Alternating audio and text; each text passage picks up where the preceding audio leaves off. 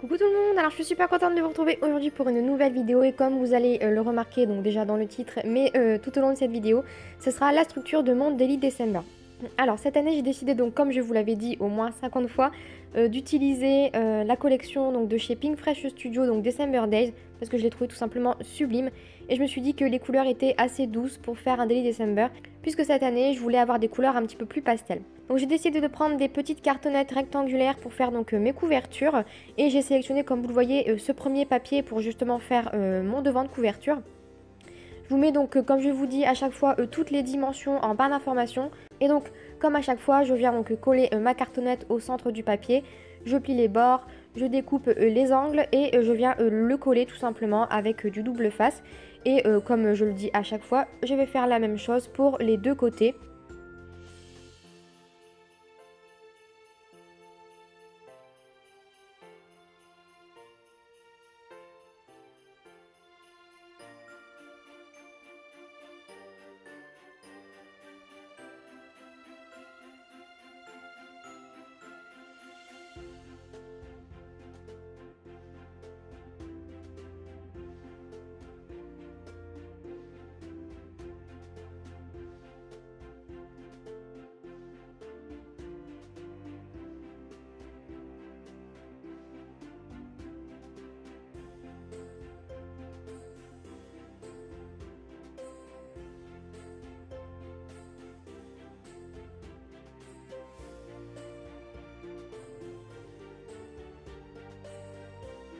Enfin donc je continue ma couverture et cette fois-ci je fais donc la seconde et par la suite je viendrai découper donc des petites chutes pour justement masquer l'intérieur de mes couvertures.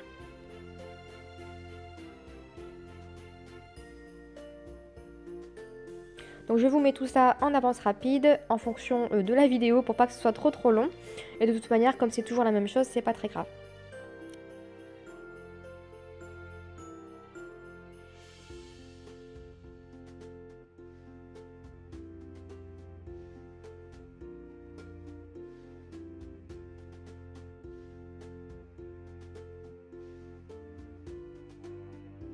Donc comme je vous disais là je viens récupérer donc le papier qui va faire ma couverture intérieure et franchement ce papier je le trouve hyper beau avec les écritures noires comme ça sur le fond blanc. Je trouve que ça fait trop bien ressortir le papier tout simplement et franchement j'adore.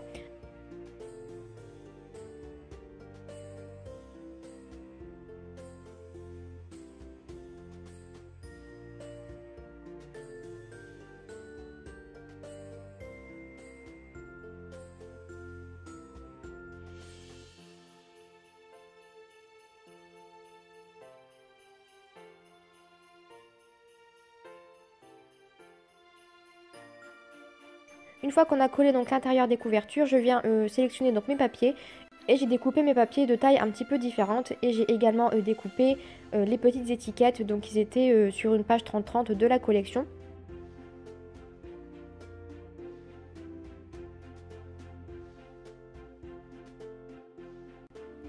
Je viens ensuite sélectionner une petite enveloppe que je vais rajouter donc au milieu de mon album et comme vous le voyez je vais passer à la partie la plus compliquée de l'album pour moi, la reliure à la Binditol.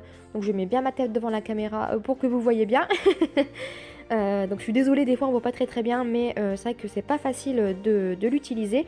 En tout cas moi j'ai encore un petit peu de mal. Avec le temps ça viendra je pense. Et donc je vais perforer donc mes couvertures et également mes petites pages.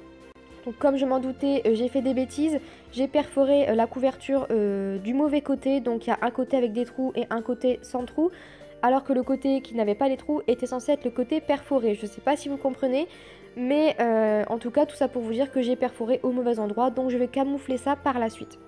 Et comme une erreur n'arrive jamais toute seule, vous verrez qu'il y a un petit décalage au niveau des papiers et de la couverture. Mais bon, comme c'était le premier, entre guillemets, Daily December que je faisais avec la Binditol, j'ai pas trop calculé et comme je vous dis, j'ai encore du mal à la dompter.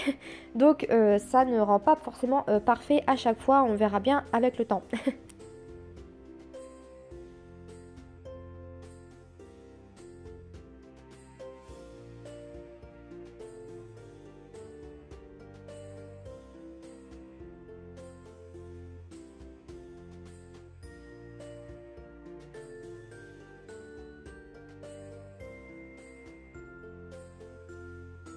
Et donc là, je viens redécouper quelques-uns des papiers pour justement faire des tailles un petit peu différentes. Et je trouvais que c'était plutôt sympa de fonctionner comme ça. Ensuite, je viens donc découper ma petite spirale pour tout simplement avoir la bonne taille. J'insère donc mes petits papiers et je vais venir tout simplement fermer la reliure.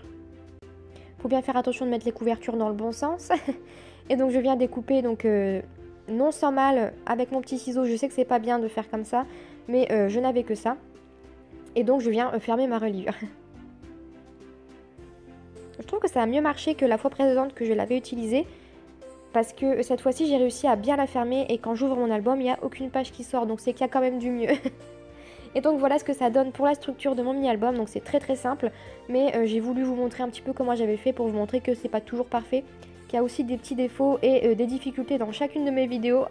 Et que le montage nous sert bien à ce moment-là. Et donc j'espère que la customisation de cet album vous plaira.